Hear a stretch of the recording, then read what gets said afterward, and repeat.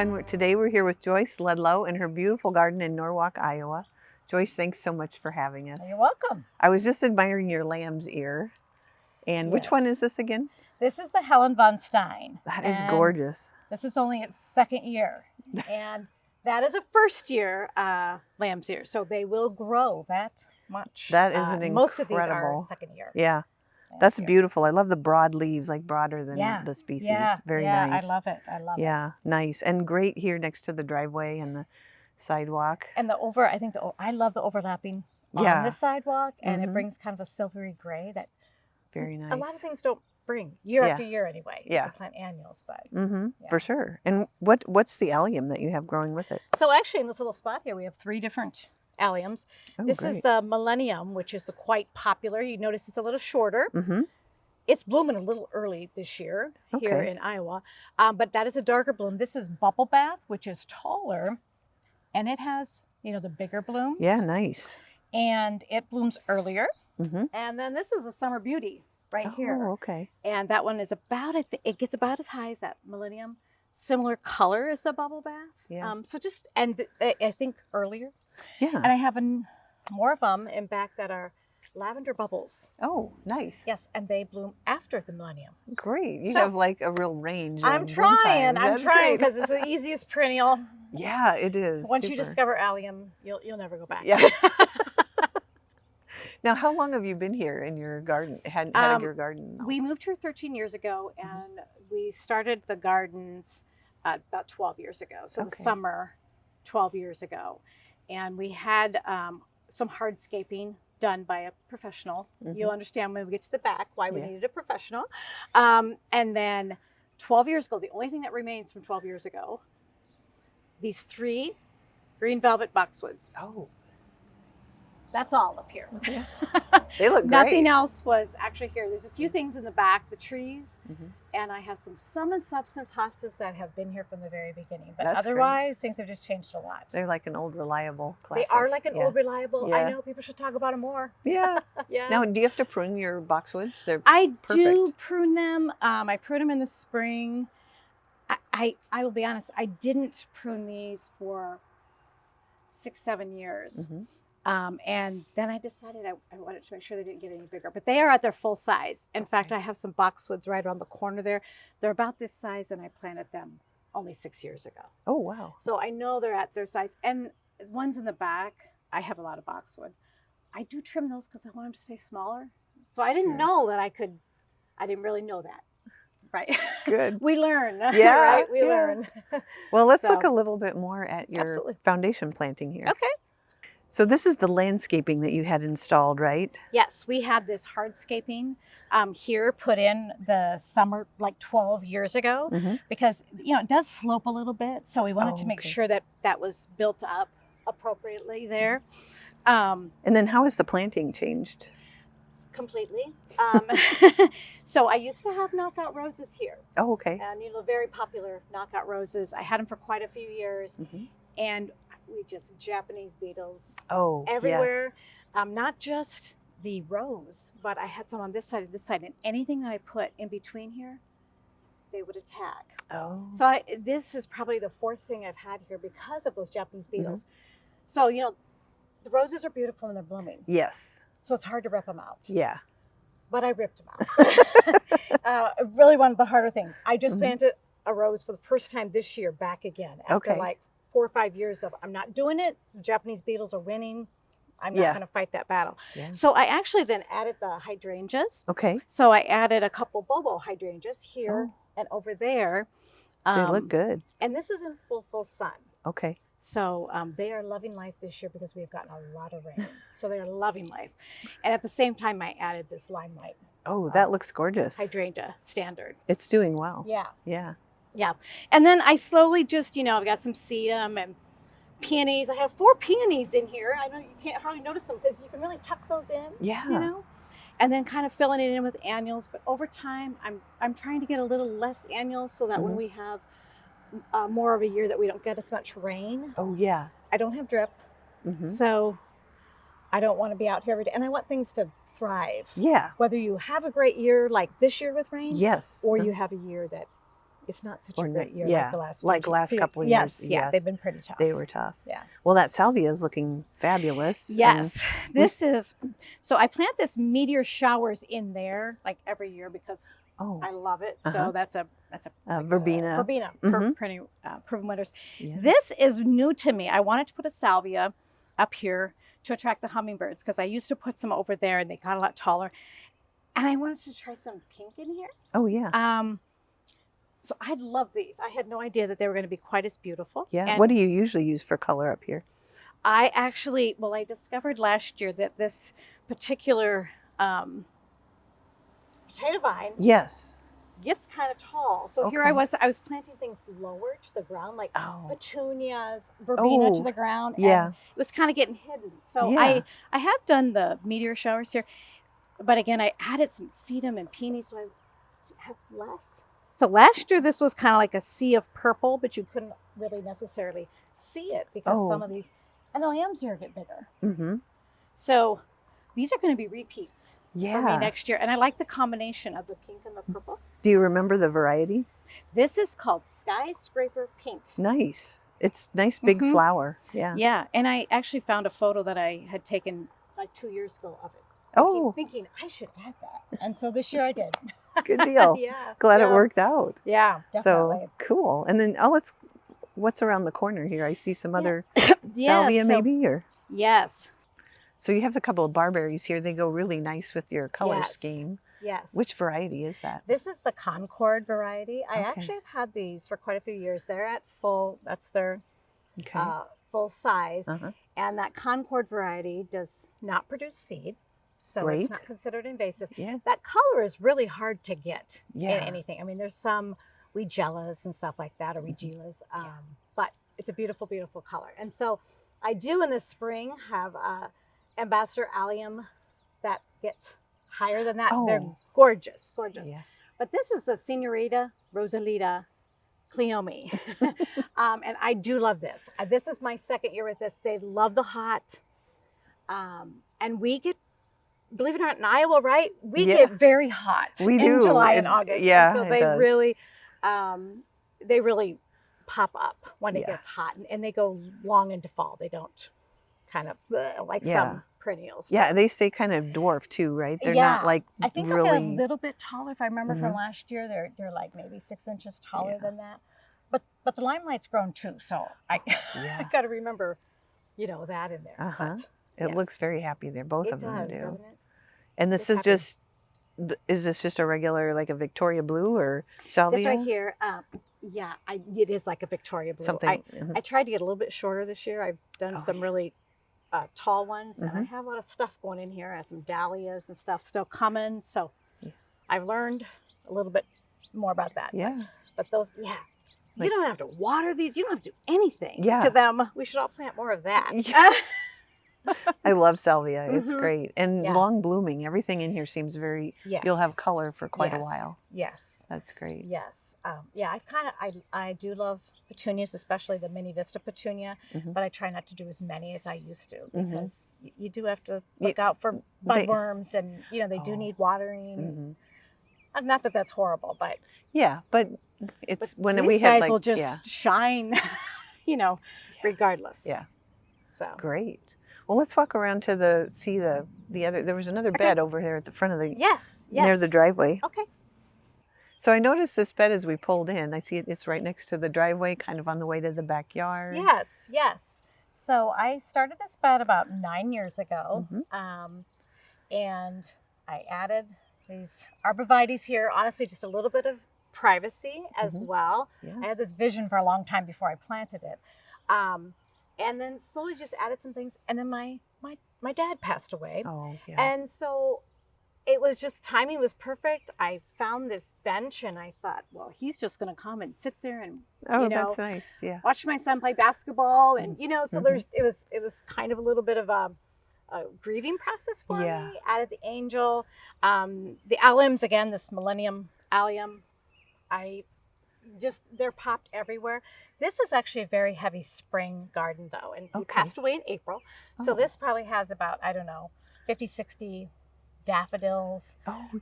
This is, I no, this is about 9 years. I have had this spring phlox right here for way over 10 years. Oh, And it wow. is a bright pink. So, that bright pink with that, and some of the clematis and stuff bloom at that time.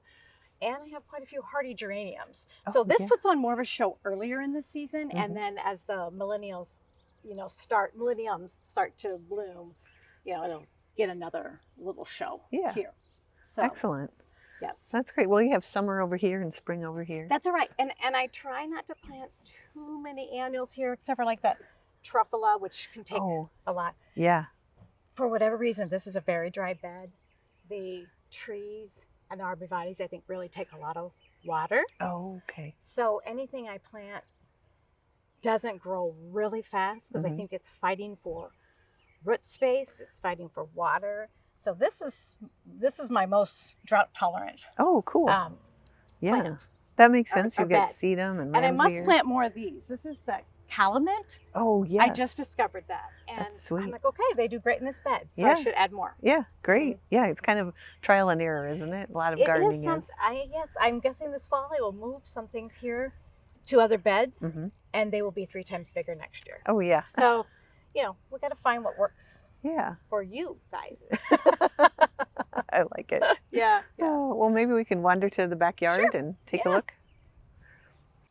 Joyce, I couldn't help but notice this beautiful smoke bush that you have right on the corner. Yeah. How do you keep it looking so nice?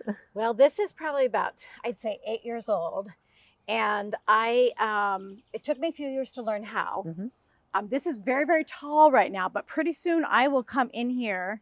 Its smoke blooms are kind of gone for this. I mean, they're here, right, but they were more brilliant colored. Sure. And I will come in here and I will trim this down, and it will only be about this tall when I'm done. Go way down there. And a few years ago, I started cutting down here at the bottom. Oh. Honestly, because if you have a smoke bush, they can go a little crazy if they want to, right? Regardless of the variety. So I was struggling kind of trimming down there every year. So I just started chopping it down and really kind of creating more of a branching structure up there, which allows me to put some things, plants and stuff underneath, and just keep it more in control.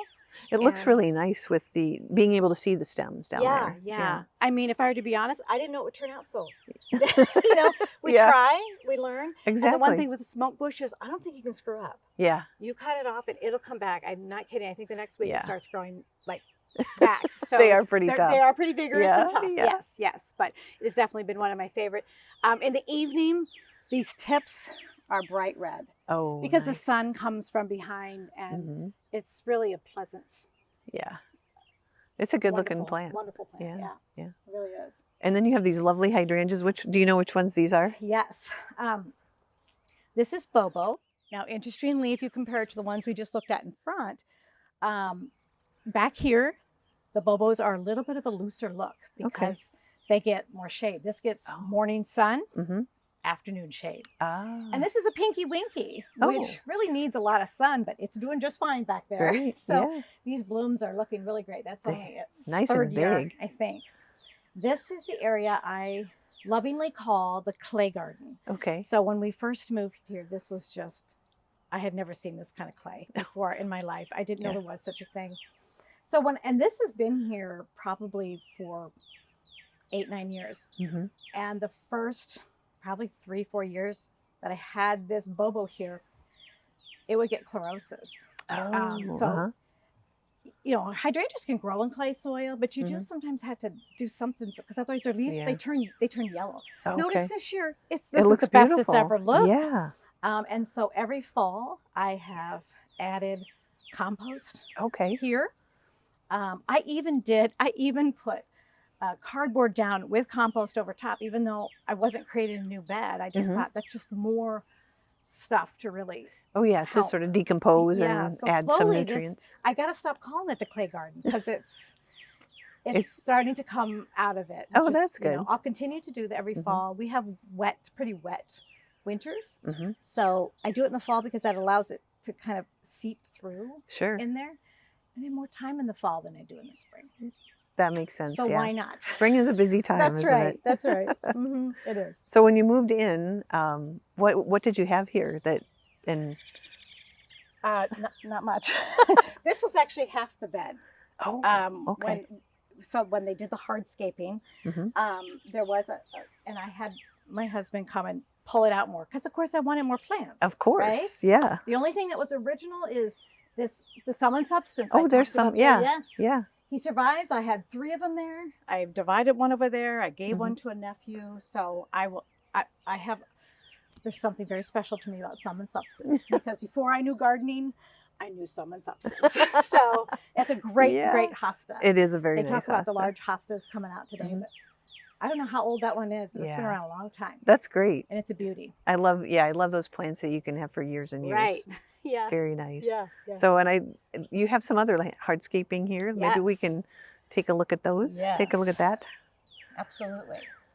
So you've got these lovely patios. How did they come about? What was the story with those? Yes. So when we first moved in here, this was all of this was trees and brush. Oh, yeah. And once they built the house and everything, we realized how much of a hill we had back here. And so they actually brought in dirt to kind of create this as much as, put this out as far as we could. Yeah. However, at the time, we had little kids and we did not, all I could imagine was me having to run down the hill and get the ball that fell.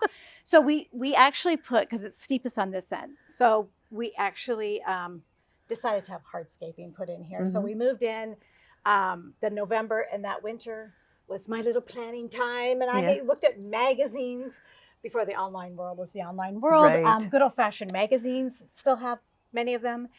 And I kind of laid this out and found a landscaper and got it going. I think the only plant that was here, the trees. The trees were here. That was one of the things that we did have him plant. And then I planted this little lime hydrangea. Yeah. Outside of that, I think everything else sort of was added and changed many times. Many times. That's the fun part of That is gardening. the fun part. Yeah. It is. It's the journey. Yes. Yeah. Exactly. Exactly. Definitely. And this seems like a lot more shade than up front. Yes. So these chairs right here, those are my chairs. And I love it when anybody in my family comes down and joins me, right? But this is peaceful, calm. I love it. I've slowly changed a lot of this because the trees got larger and it had more shade. And I'm one of the people that I want more shade. Yeah. People want more sun that have too much shade. But I really have gotten an appreciation for the shade plants and the foliage and just what you can do without flowers. It's a lot. And I didn't want to be back here watering all the time. So there's definitely more shrubs, perennials. You'll see, begonias stuck in here and there, but that's because a begonia can live through anything. Oh my gosh, yeah. I know. So they are very tough. Yeah, you don't really have to go out and water them and stuff like that. Great. Yeah. And you've got some hydrangea microphyllus, I noticed which those are kind of tough here in the Midwest. They are tough. So I actually had that old back here. These are Bobo hydrangeas, but I had the good old endless summer. Oh yeah. They're beautiful, beautiful blue. Yeah. About every 3 years. And almost will make you cry when they just wouldn't come. Like, and so to be honest, during the pandemic, I babied those things. I covered them. I thought if there's ever a time I'm going to get these beautiful blooms out of endless summer, it's going to be now. I didn't get the blooms. And so I fired them. I'm like, you're out of here. Dug them up. So these are really only like 3 years old. Oh, that's impressive. Yeah. They look great. And notice again, they have a looser habit. Yeah. And even the one on the end, because of the tree, doesn't get quite as much sun. So I need to get, I tried to trim it myself, but I need a handier person to open that up just a little bit more so that gets some more sun. Yeah. But never look back once I add the Bobos. Never look back. But you've got a couple left over here, I see. I do.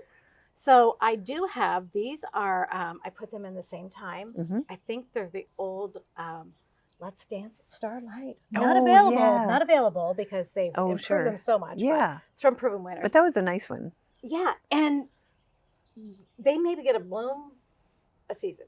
Oh, okay. But I kind of like the green. I Yeah. feel like sometimes we have so much going on, your eye needs to rest. Yes. And I've thought about removing them, and then I've thought about physically removing them.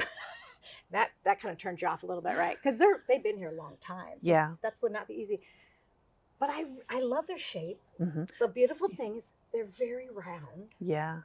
And it's a really pretty green. And, you know, when you're going like color, sometimes the eye just needs to stop. Yeah. And rest. And they look super healthy, and they just look really nice. Yeah. So make a good backdrop. Stay with me. Good and when deal. I get a bloom, I cut the bloom because I don't, you know, it looks kind of silly with the one. Yeah, bloom. just one. Yeah. Nice. Yeah. So you got a lot of hostas, it looks like. A lot of hostas, a lot of corbels, and I have lamb's ear, which is a full sun plant. Yeah. But I do have it popped around here because it grows. It spreads. I don't want it to spread too much, but it also brings kind of that silvery foliage. And this gets afternoon sun. So although there's a lot of shade, you know, even these hostas and stuff, it does get some harsh sun. But over there, that is mostly dappled sun. Yeah. Okay. And those lambs here are very happy. That's good. And I like the continuity. Yeah. From garden bed to garden Yeah, bed. it gives sort of yes. a little bit of unity. Or Yeah. Yeah, it does. Yeah. It does. Now, do you stick with a color palette when you're planting? Usually. Yes, usually. In fact, it kind of bothers me if I don't. And I think I've really figured out my color palette out in the front. And I was never really a red-orange person. But then I discovered coral bells. And they started growing quite well for me. Ironically, I think I tried them like 10 years ago, and they would just die. I don't know what I was doing, but not doing it right. Yeah. So I do have a lot of corbels, and a lot of corbels have more of that orangey red, burgundy tone. Sure. And so then I started changing my containers to just have more red. And I started to really like it. Yeah. So it kind of allows me to have something completely different from what's up front. Yeah. So this palette back here, I think, is definitely warmer tones, which it's more shade back here during the day. So when it's really hot, the reason I didn't always like warmer tones is it kind of made you feel hot. Yeah. Versus cooler tones, right? But in the back, when it's more shaded, you don't feel hot when it's July 30th. Yes. You know, and we have very 90-degree weather. It's still kind of shady, and those tones I love them. Yeah. I love them. Now, I allowed myself to go crazy in my new garden bed with all the colors. So okay. I'm not sure how I'll handle that long term. Yeah. Excellent. Well, I see there's a little path there. Maybe we can walk around and see what's there. Yes. I noticed your arbor and the path coming in. It just looks really picturesque. What do you have on the arbor? On the arbor, I have a variety of clematis. So on this side over here, I have the sweet autumn clematis, which is an aggressive vine, but it is not invasive. I love it. I do tend to keep it trimmed back until maybe mid-June, but it is already kind of coming up here. And in the fall, it'll be full of beautiful white blooms. Nice. On this side, I have I have a couple, but clematis here that is the Jackman Superbia. There's so many different Jackmans. Yeah. And so this has already done its blooming, but so I like this vine when it's not blooming just as well, because it just creates a soft entrance. I think the green is really pretty. I love how these, that kind of comes down. And I won't lie, I'm a clippers person. So I will constantly try to make sure, this isn't getting out of control or that's not getting out of control. Yeah, so that's good. It makes a more welcoming entrance, I think, once got some control. And what else have you got going on in this bed? This seems like a really shady spot. Yes, and for a long time, this was kind of my only shady spot, so I tried everything out here and everything. Probably my favorite here, these are the smooth limetta. I have 3 of them here. Really one of my favorite hydrangeas. Now, it's hard to compete with Bobo, but just because it's so reliable, and I would never put this in full sun in Iowa. But And I'm surprised they do so well because this is more shade than it is sun back here. Okay. But they've been white already. Now they're that beautiful chartreuse. And they stay that way all through October. They don't brown. Oh, that's nice. Now I have some wee whites over there that I love. But there will be a little browning, and then I'll cut that back, and then they'll bloom again. Oh, nice. These, I just let them, and they are wonderful. I am going to create this summer. We are in summer. Yeah. This fall, I'm going to add a garden bed on this side, and then kind of up there along the house, just to kind of create a little cozier feel. Kind of like I like it to feel cozy back there. And there is some uneven ground here. As I get older, I don't want uneven ground. Right. I want to be able to come over here and so I want to put some stone here that really keeps it. I want to garden for a long time. Yeah. Gardening, I think, is the healthiest for your attitude, physically, mentally, everything. So it's been a game changer, kind of in my life to have that. So I want to garden till I'm a ripe old age. Yeah, I like your idea. At this house, to be honest with you, right? So I want to, now's the time to prepare and have, as I'm adding things or changing things, make sure I can garden. Sure. Not have an injury. Yes, exactly. Anytime, so. Exactly. I understand. Yes. No, I agree. That's great thinking. Yeah. And this is one of my favorite trees. This is a red bud. Oh, very pretty. Really, really beautiful. Beautiful in the spring, but beautiful the way it the shape. Canopy. Yeah.